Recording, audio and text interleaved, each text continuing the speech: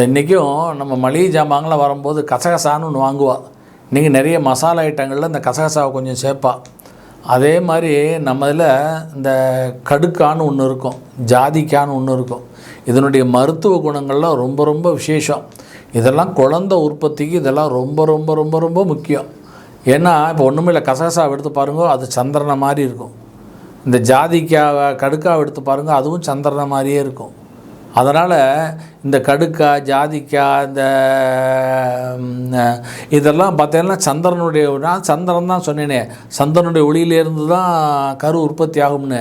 அப்போ ஒரு கசகசாவை எடுத்து நம்ம இரவு தூங்குறதுக்கு ஒரு மணி நேரத்துக்கு முன்னாடி கொஞ்சம் தண்ணியில் ஊற போட்டோன்னா அது கொஞ்சம் ஒரு அரை மணி நேரத்தில் பெருசாகிடும். அதை எடுத்து பாலில், பசும் பாலில் காய்ச்சி இளமான சூடில் இருக்கும்போது உள்ளே போட்டு அந்த கணவன் சாப்பிட்டான்னா அந்த குழந்தை உற்பத்தி தானாக வந்துடும், கரு தானாக உற்பத்தி ஆகிடும்.